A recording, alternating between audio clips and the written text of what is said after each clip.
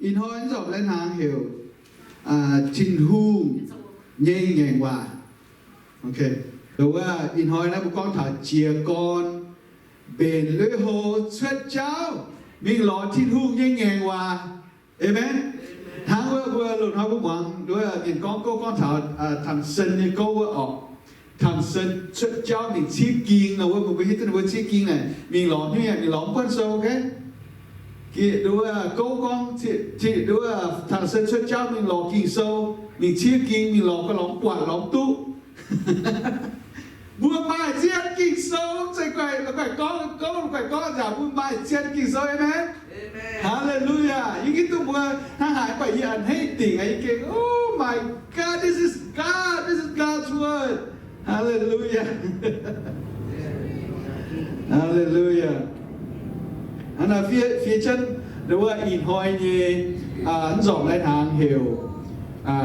chiếu nhẹ nhàng và today's dish is called God's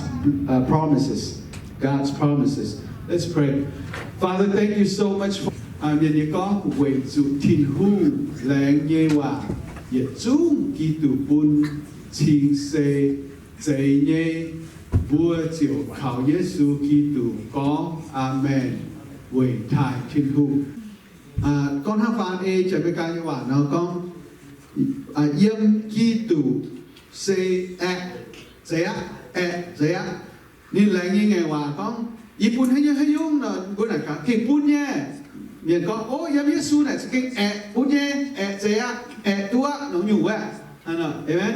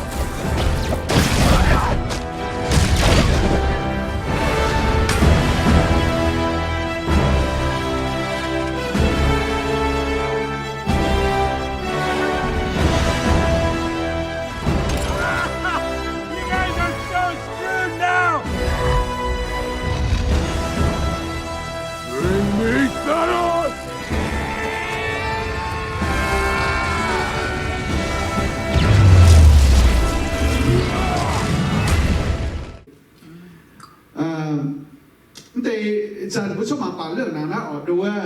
nó sẽ chẳng số tài bùm bùa mảng anh hay như cháu bạn bùm số bùm bùa mảng quản chiết của con bùm số tài con tê chẳng tụng chẳng đúng tê nó ở dây vải tê cũng chẳng đúng tê nó bùa dẫn tao mày nhung tôm trình nhề đứa nó bùa ăn đúng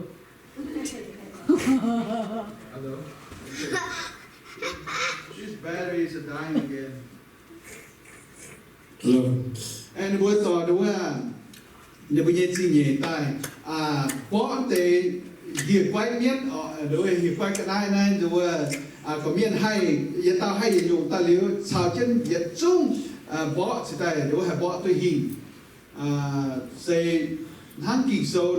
kỳ sâu già bố con thảo xiển phim như cháu chỉ tòng như quốc hiện nay lùng tía ở chỉ tòng như quốc hiện nay lùng tía tại như vua bên trên khu Việt Nam nhiều này trên khu đối rồi bùa con nên như ngày hòa thì có bùa nên phun trình nhẹ vua có miên hiện tao mày nhủ trình nhẹ tao mới thấy mày ít vua kia nhủ trình nhẹ thì bùa hai cho tay lồng tròn chết thì bùa hai bỏ tôi bây giờ mình đoán thì cái này đối kỳ sâu con bùa chỉ ta nói là bài ở bùa tổ ấy thì nhập sử dụng nhẹ sự phát ra thì con diêu sẽ bên nhẹ tổ bị ghi dùng nhẹ miên để yếm cha hay nhủ nó ở bùa chỉ con bùa mày Giêsu bùa chỗ mày dành nhung bùa chỗ mày hay tụ cha hay tụ hạt má ta lưu bùa chỗ hay cháu đối với nhẹ bình quang dễ kỳ sau con cũng sẽ chào miền sẽ chào mà giá mà đốt mà bung như bọn trà bọn chào hoàng như mắng quạt như tổ hết hải như uyên quang bọn trà nó hăng nó đúng bùa mà Giêsu bùa chỗ tút trong cái liệu chỗ hải bọn tư hình tế amen Amen. mấy này sẽ có mấy hay tan phan hải tao xiên nên nhung nhung dầu tu nhẹ bụng nhẹ như vậy có tại là nằm mà nhiều sầu đúng năm tao nói sẽ Giêsu chào tao phải chơi như thế con mà tao phải chơi nên đúng không chiều nữa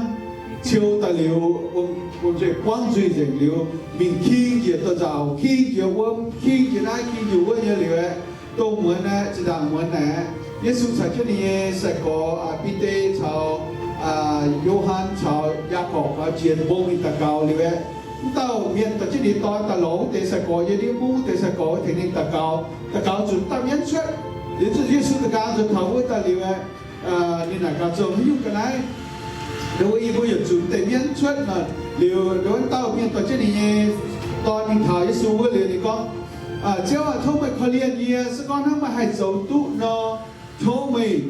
thể nhiên nó sẽ có mày hay dấu tụ nó thôi mày thể nhiên nó chiếu bạn này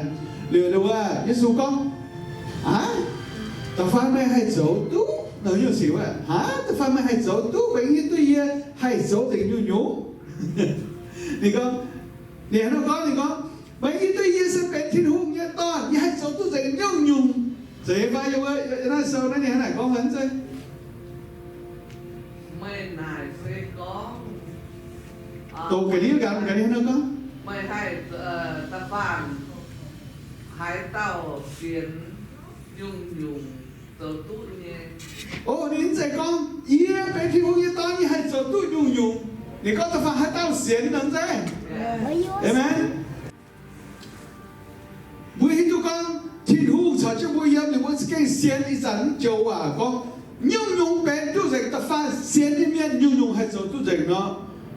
buổi chiều cam gì hay nhung buổi chiều cũng sao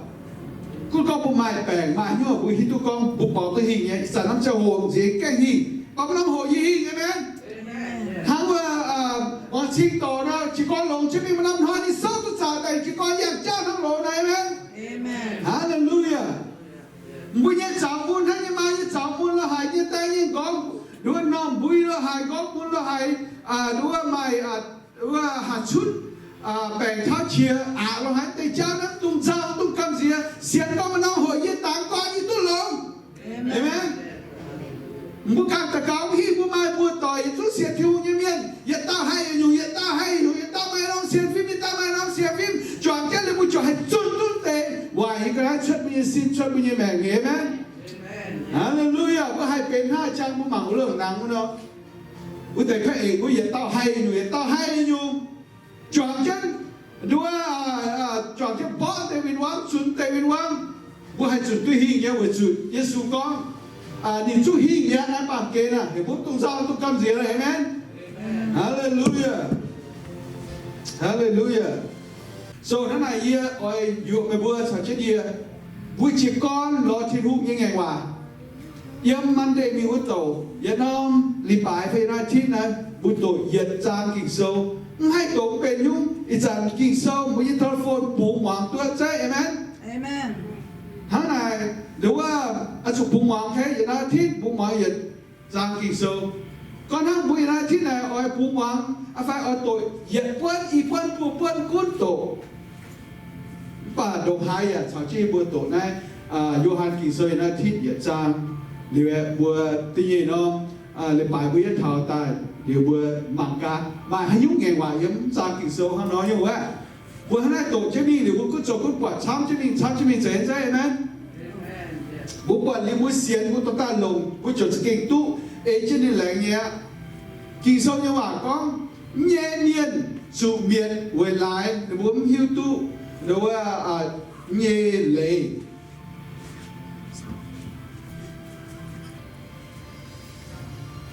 châu này em dần hiện này kia thì con buổi chủ mà bua game kia buổi chủ mà bua mát bói ngoáng như vậy bữa sẽ chủ miệng bữa bên thi hung yên miên bên thi hung yên nam nhiều bữa cho ăn hay nhé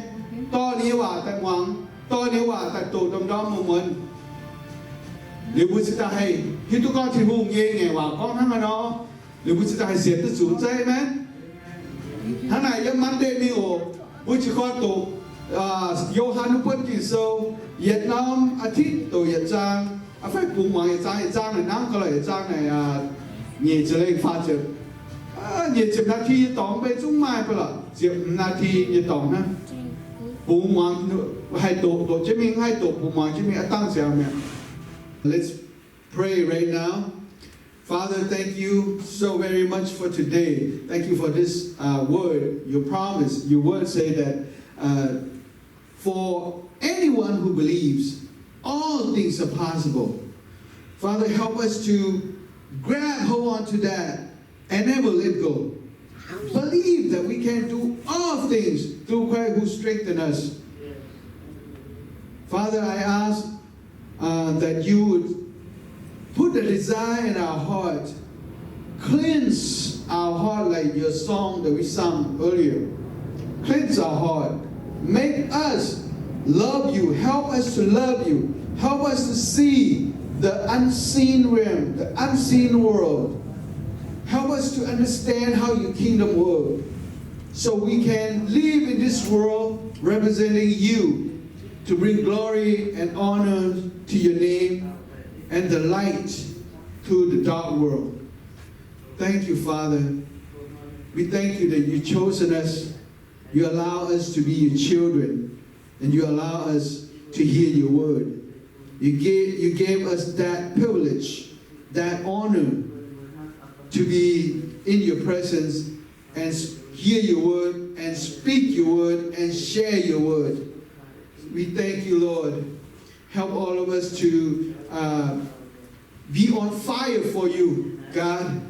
Help us to, when we get out of this church, when we get out the door, let our heart continue to meditate on this word, not forget it. Continue to think about it for the entire week until we come back next week, Lord. Not just think about it, but help us to implement it. Help us to go out and use it. Help us to believe that all things are possible. Help us to know that when we lay hand on the sick shall be healed. When we cast the demons shall go out. Amen. Hallelujah. Thank you, Father. Glorious God. We give you all the glories and honors and praises. In Jesus' mighty name we pray. Amen.